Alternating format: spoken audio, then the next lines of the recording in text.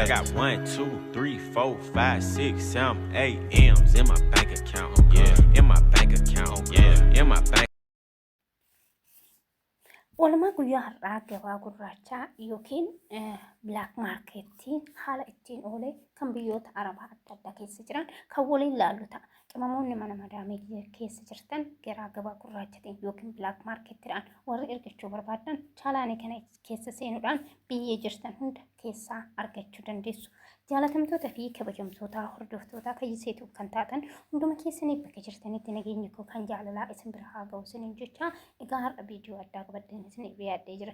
Innis viidiyoon ani har'a qabadee isiniif dhiyaadhe jijjiirraa gabaa gurraachaa biyyoota adda addaa keessa jiran tokkoon isaanii qabadee isiniif dhiyaadhee jira. Egaa isin biyyuma keessa jirtan keessa teessanii kayyiseetu jala galuudhaan biyya keessa jirtan jijjiirraan gabaa gurraachaa yookiin black marketii meeqarraa akka jiru hubattanii kanaan ergachuu dandeessan. Egaa haa ta'u malee jechuudha jijjiirraan gabaa gurraachaa kun akka gama darbeetii fi yookiin gama websaayitii irratti gadhiifamee fi ittiin ergamu tokko miti kana beekuu qabdan.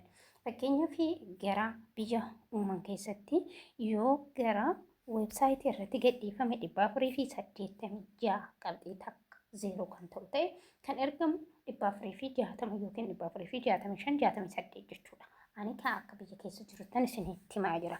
Biyyoonni hundumtuu akkasuma jechuudha. Biyyi hundi jisti akka achirratti arginutti nutti ergamuu dhiisuu danda'a. Karaan ittiin erganii fi namoonni ittiin erganii fi haalli achirra jiru tokko miti isiniin jechuun barbaade.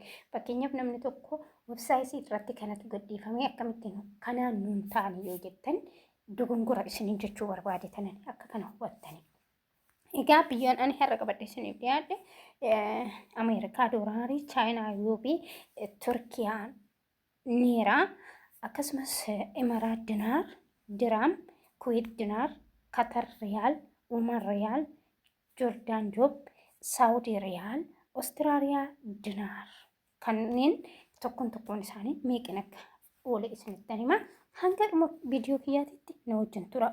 Biyya keessa jirtan argachuudhaaf viidiyoo kana hunda isaa dhaggeeffachuu qabdanii akkasumas biyya keessa jirtan achi sagaleewwan kana keessa argachuu dandeessan.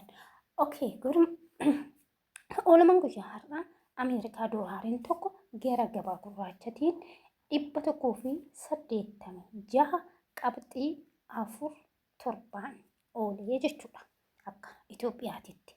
Akkasumas Chaayinaa yuwaaniin tokko birrii 26 fi qabxii 7 tokkoon oole. Akkasumas Imaraatii diraamni tokko birriin 500 fi 500 qabxii 500 qabxii 9 takkaan oole. Akkasumas Kuweetii dinaariin 600 fi 7 qabxii 0.8 kan oole yoo ta'u akkasumas Qatarii riyaaliin 951 qabxii takkaan oolee jira jechuudha. Kun egaa gabaa gurraachatiin jechuudha. Gama gabaa gurraachatiin kan oole jechuudha. Egaa akkasumas Oman riyaaliin tokko gara gabaa gurraachatiin 486 qabxii takka 0dhaan kan oolu yoo ta'e Joordaanii joobbiin tokko immoo 263 qabxii 74 kan ooledha. Akkasumas riyaalii Saawudii riyaaliin 49 qabxii 85 kan oole yoo ta'u Awustiraaliyaa doolaarri immoo qarshii 125 qabxii 26 kan ooledha. Akkasumas Baharee dinaarri tokko qarshii 495 qabxii takkaan kan oole yoo ta'u Chaayinaa roobbiin tokko immoo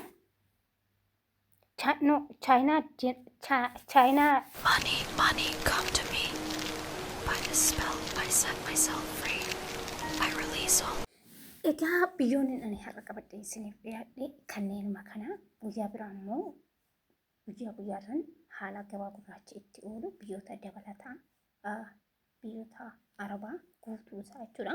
Oolmaa guyyaa inni irraan oole bira maarkeettii isaa yookiin gabaa gurraacha isaa hawwala isaa hunda wajjin qabadhee kanan isiniif dhiyaadhu ta'a. Kana booda chaalaanii kana jalaa haala oolmaa gabaa gurraachi ittiin oolu argachuu dandeessu guyyaa guyyaarranii. Isin immoo YouTube subscribe like gochuudhaan na cinaa dhaabbadhaan isiniin jechuu jaaladha. Iddoon dogongoratti dhiifama isiniin jechaa turtii gaarii viidiyoo kana hanga dhumaatitti ilaaluudhaan biyyoota keessa jirtan cheekii godhachuudhaan oolmaa guyyaa har'aa baruu gamanumaan dandeessu turtii gaarii.